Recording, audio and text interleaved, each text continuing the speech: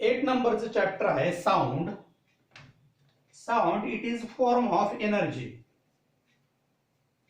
9वीला 10वीला की different forms of energies कोणत्या कोणत्या. लाईट एनर्जी, त्याच्यानंतर ही साऊंड एनर्जी, त्याच्यानंतर केमिकल एनर्जी. तर हे डिफरंट फॉर्म्स ऑफ एनर्जी आहेत. Electric energy,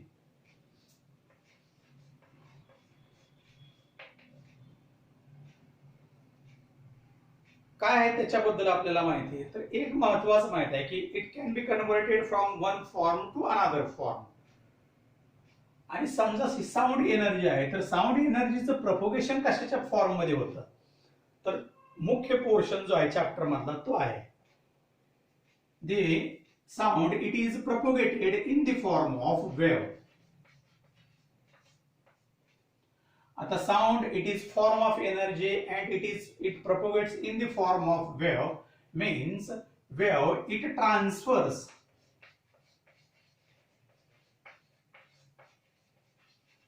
energy. Sound transfer होतो म्हणजे एनर्जी ट्रान्सफर होते. कशाच्या सहाय्याने? वेव्हच्या फॉर्म मध्ये किंवा वेव्हच्या सहाय्याने. आणि मग वेव्ह जे आहेत त्याचे बेसिकली 3 कोणते प्रकार आहेत तर त्या आपल्या सिलेबस मध्ये आहेत. पैकी एक जे आहे ती mechanical wave. Number 1 mechanical wave.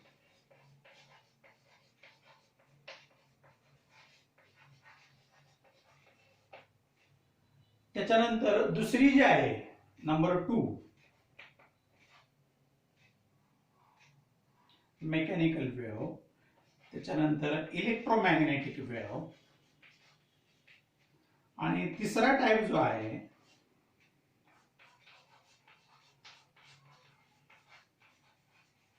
Matter wave. तर हे 3 बेसिक पार्ट आहेत की वेव्ह जे आहे. 1 mechanical wave, second electromagnetic wave, third matter wave. Mechanical wave sound wave जे आहे तर ही मेकॅनिकल वेव्ह आहे. म्हणजे मी बोलतोय आणि दुसऱ्याच्या कानापर्यंत ऐकायला जाते. मेकॅनिकल वेव्ह आहे. मेकॅनिकल वेव्ह तर मटेरियल मीडियम नेसेसरी असतं त्याच्यासाठी. म्हणजे मी बोलत असताना हवा हे माध्यम आहे, मीडियम आहे आणि त्याच्यामुळं साऊंड जो आहे हा प्रोपोगेट होतोय one point two another point. मग याच्यासाठी महत्वाचं काय लागतं? It requires material medium for the propagation.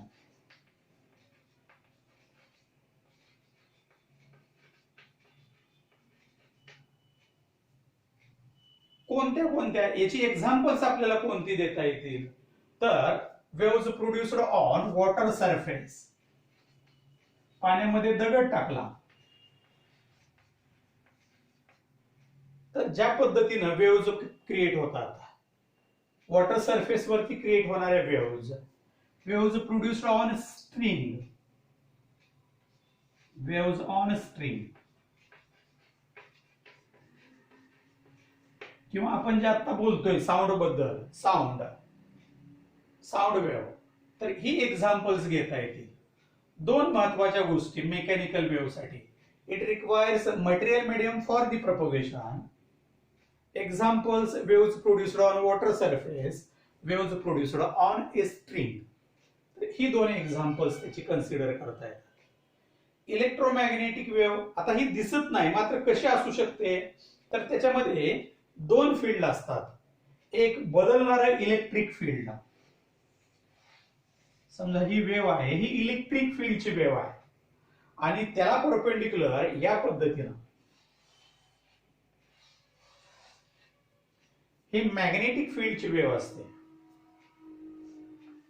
Electric field हे magnetic field. Electric field E symbol न, मॅग्नेटिक फील्ड बी सिम्बॉल. आणि दोन्ही एकमेकाला परपेंडिक्युलर असतात. इलेक्ट्रिक फील्ड ह्या उभ्या प्लेन मध्ये बदलत असेल तर मॅग्नेटिक फील्ड हे आडव्या हॉरिझॉन्टल प्लेन मध्ये चेंज होतं. आणि 2 फील्डचं कॉम्बिनेशन म्हणून electromagnetic wave. It produced due to changing. हे बदलणारे इलेक्ट्रिक फील्ड आहे, व्हाईट कलरचं आहे ते. आणि हे बदलणारे मॅग्नेटिक फील्ड दुसऱ्या कलरचं दाखवलेलं आहे ते. आणि याचं महत्वाचं कॅरेक्टर काय आहे, it does not require, medium मधून प्रपोगेट होईल आणि मीडियमची आवश्यकताही असणार नाही, म्हणजे ती व्हॅक्यूम मधूनही प्रपोगेट होते. It does not require material medium for the propagation. तर ही सेकंड इलेक्ट्रोमॅग्नेटिक वेव्ह. आणि तिसरी जी वेव्ह आहे मॅटर वेव्ह, तर त्याच्यासाठी मी एक एक्झाम्पल सांगतो. Positive nucleus, negative electron revolving round the positive nucleus. आता इलेक्ट्रॉन हे मटेरियल पार्टिकल आहे, ऑब्जेक्ट आहे, आणि त्याच्या मोशनशी असोसिएट असणारी एखादी वेव्ह जर आपल्याला अभ्यासता येत असेल तर त्या टाईपची वेव्ह जी असते ती असते matter wave. The wave associated with the motion of an object, it is called matter wave. तर तीन बेसिक वेव्हज. एक mechanical wave, requires material medium, त्याला माध्यम लागतं प्रपोगेशन व्हायचं असेल तर. तुम्हाला एक एक्झाम्पल माहित आहे किंवा एक प्रॉपर्टी माहित आहे की साऊंडचं प्रोपोगेशन जे आहे हे व्हॅक्यूम मधून होत नाही, असं तुम्हाला 8वी 9वी ला झालेलं आहे. साऊंडचं प्रोपोगेशन होतं, कशामुळे होतं? ड्यू टू मटेरियल मीडियम, हवेमुळे होतं. पण त्याचे असणारे एक्झाम्पल्स, वॉटर सरफेस वरती प्रोड्यूस होणाऱ्या वेव्ह, स्प्रिंग वरती प्रोड्यूस होणाऱ्या wave. Electromagnetic wave, the wave which consist changing electric field, changing magnetic field, दोन्ही एकमेकाला परपेंडिक्युलर असतात. याचं महत्वाचं character, it does not require, medium मधून प्रोपोगेट होईल मात्र मीडियम शिवाय ही प्रोपोगेट होते. Third type matter wave, the motion of electron in atom, the wave associated with electron, motion of the electron, it is one type of matter wave. आणि तशा टाईपची motion असेल एखाद्या ऑब्जेक्टची आणि त्याच्याशी असोसिएट असणारी वेव्ह म्हणजे मॅटर वेव्ह. आणि फिजिक्स मध्ये हे मॅटर वेव्ह जे आहेत याच्या स्टडीचा एक सेपरेट भाग आहे ज्याला क्वांटम मेकॅनिक्स किंवा क्वांटम फिजिक्स म्हणायचं.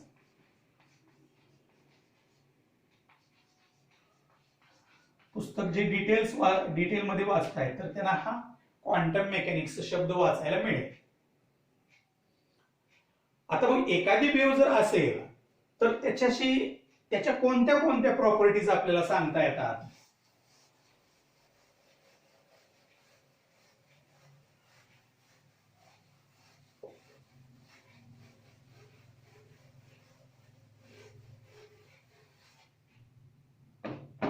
आता दोन महत्वाच्या वेव्हज आपण अभ्यासणार आहे, एक ट्रान्सव्हर्स वेव्ह आणि दुसरी लॉन्जिट्युडनल वेव्ह. मेकॅनिकल वेव्हचे दोन टाईप आहेत. पैकी ट्रान्सव्हर्स वेव्ह जी आहे तर ती या पद्धतीने दाखवता येते अशी. आता ही रेषा काय आहे तर हे जर मीडियम असेल तर इथं पार्टिकल जे आहेत ही अपवर्ड डायरेक्शनला ही अशी मूव्ह होत आहेत, इथे ती डाऊनवर्ड डायरेक्शनला. आणि प्रत्येक पार्टिकल्स असणारी मोशन जी आहे ही या पद्धतीने होते, म्हणजे अपवर्ड डायरेक्शनला मॅक्झिमम, परत मेन पोझिशनला, डाऊनवर्ड डायरेक्शनला मॅक्झिमम, परत मेन पोझिशनला. या पद्धतीने प्रत्येक पार्टिकल, आता हे प्रत्येक जर पार्टिकल असेल 1 2 3 4 5 तर प्रत्येक पार्टिकलची ही मोशन परफॉर्म होते. मग हे काय दाखवलेलं आहे, एक ज्यावेळी हे पार्टिकल या पद्धतीने असोलेट झालेलं आहे त्यावेळी इथलं पार्टिकल काय आहे तर त्याचं 0 आहे असोलेशन. या पार्टिकलचं काय आहे असोलेशन आहे किंवा डिस्प्लेसमेंट आहे डाऊनवर्ड डायरेक्शनला मॅक्झिमम. ही एक अवस्था आहे त्याची. मात्र सगळीच पार्टिकल्स जसं वेव्हचं प्रोपोगेशन होतं सगळ्या पार्टिकलची व्हायब्रेशन्स ही या पद्धतीने होत राहतात. मग या वेव्हसाठी असणाऱ्या प्रॉपर्टीज कोणत्या कोणत्या सांगता येतात? Properties number 1 amplitude.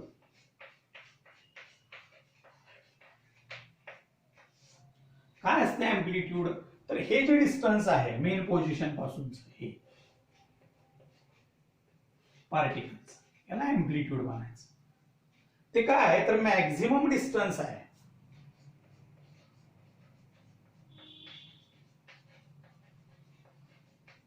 maximum distance of the particle from the mean position, it is called amplitude. बघत असताना किंवा हे जे आहे हे म्हणजे एम्प्लिट्यूड, हे एम्प्लिट्यूड, हे एम्प्लिट्यूड, हे सांगायला सोपं आहे.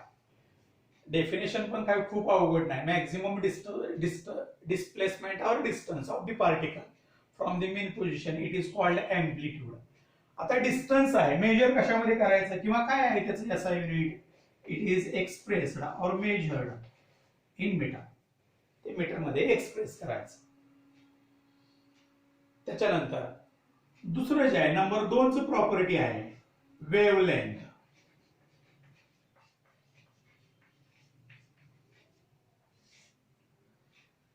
या दोन पॉइंट मध्ये असणारा डिस्टन्स याला वेव्हलेंथ म्हणायचं. याला सिम्बॉल आहे लॅम्बडा. किंवा या दोन पार्टिकल्स मधला असणारा डिस्टन्स लॅम्बडा. आता कोणती पार्टिकल्स आहेत ती, तर याचं जे आहे maximum displacement from mean position, maximum displacement from mean position, याची स्टेट ऑफ व्हायब्रेशन या दोन्हींची सेम आहे, same state of vibration.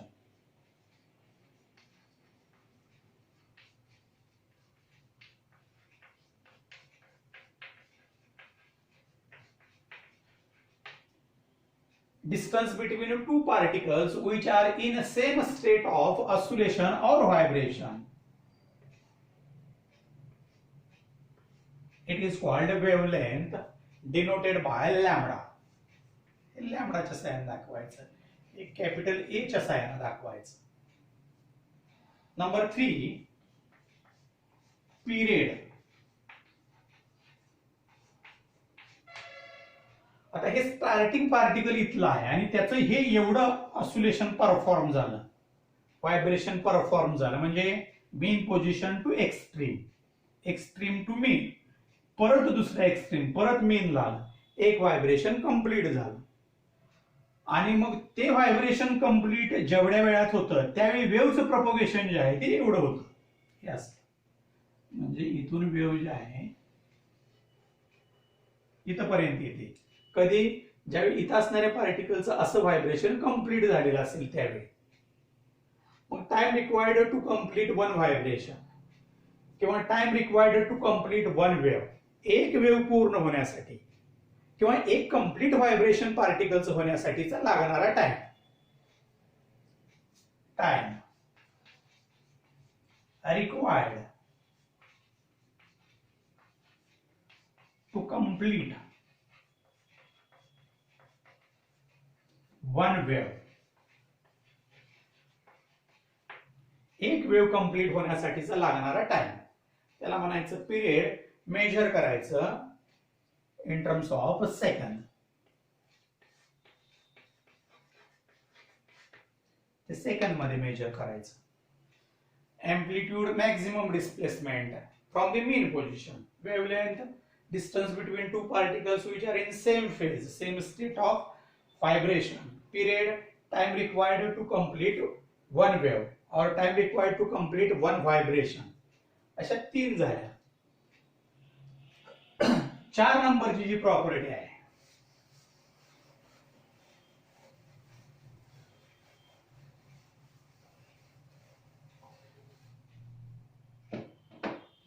Number 4 frequency.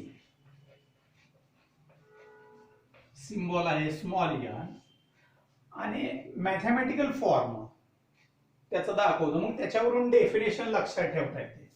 Number of waves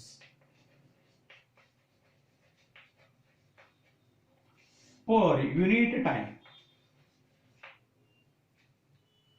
आता ह्या नंबर ऑफ वेव्स परफॉर्म होत असतील त्याच वेळी काय होणार, या पार्टिकलची नंबर ऑफ व्हायब्रेशन्स होणार. म्हणजे एक व्हायब्रेशन झालं, एक वेव्ह पूर्ण झाली, 2 व्हायब्रेशन झाली, 2 वेव्स कंप्लीट झाल्या. म्हणजे याचं एक व्हायब्रेशन झालं, इथपर्यंत एक वेव्ह आली, दुसरं व्हायब्रेशन झालं, इथपर्यंत वेव्ह आली, तिसरं व्हायब्रेशन झालं, परत एक वेव्ह. मग युनिट टाइम मध्ये number of waves completed per unit time it is called frequency. Unit time मध्ये किती वेव्स कंप्लीट होतात तर त्याला फ्रिक्वेन्सी म्हणायचं. आता एक एक्झाम्पल घेऊ आपण. Suppose number of waves completed 1. आता हे कंप्लीट होण्यासाठीचा लागणारा टाइम n. मग आपल्याला असं लिहिता येतं n is equal to 1/t. म्हणजे हे दोन जे आहेत फ्रिक्वेन्सी ऑफ द वेव्ह आणि पिरियड ऑफ द वेव्ह हे दोन्ही एकमेकाला रेसिप्रोकल आहेत. n is equal to 1/t और t is equal to 1/n. Unit time मध्ये किती वेव्स कंप्लीट होतात तर त्याला फ्रिक्वेन्सी म्हणायचं. आता याचं युनिट जे आहे फ्रिक्वेन्सीचं स्पेशल युनिट आहे hertz.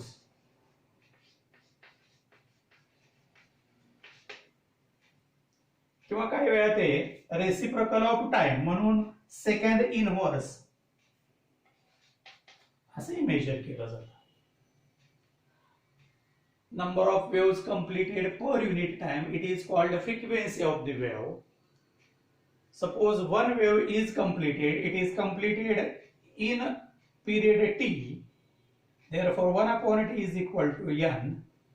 SI unit of frequency hertz or second inverse. तर ही फोर्थ प्रॉपर्टी झाली. आणि फिफ्थ प्रॉपर्टी जी आहे वेव्हची,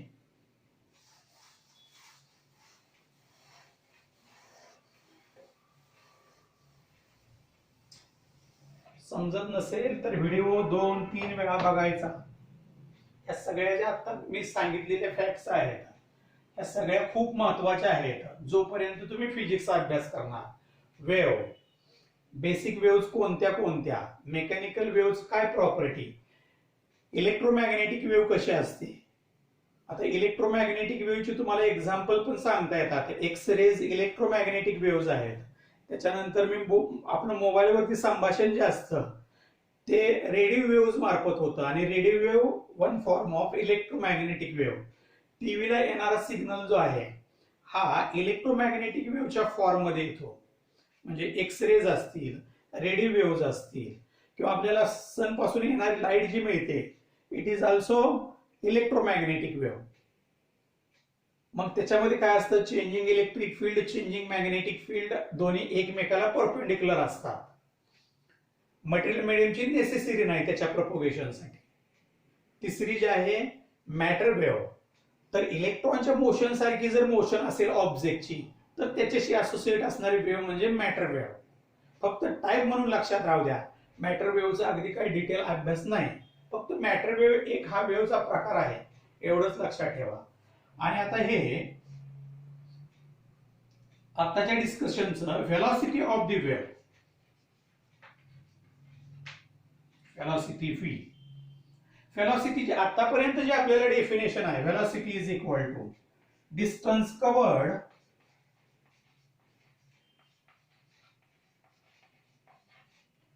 divided by our distance covered per unit time, it is called velocity. अशा आपल्याला डेफिनेशन माहिती आहे. मग इथं आता distance covered by the wave per unit time it is called velocity of the wave. असे डेफिनेशन वेव्ह साठी करता येते. Velocity of the wave is equal to distance covered by the wave per unit time. आता इथंच याच wave मध्ये आपण example consider करू. सपोज डिस्टन्स कव्हर्ड लॅम्बडा, एक वेव्ह झाली का, एका वेव्ह एवढं डिस्टन्स कव्हर केलं. आता हे किती टाइम मध्ये कंप्लीट होतं तर टी टाइम मध्ये कंप्लीट होतं. 1/t साठी आपल्याला लिहिता येतं it is equal to n.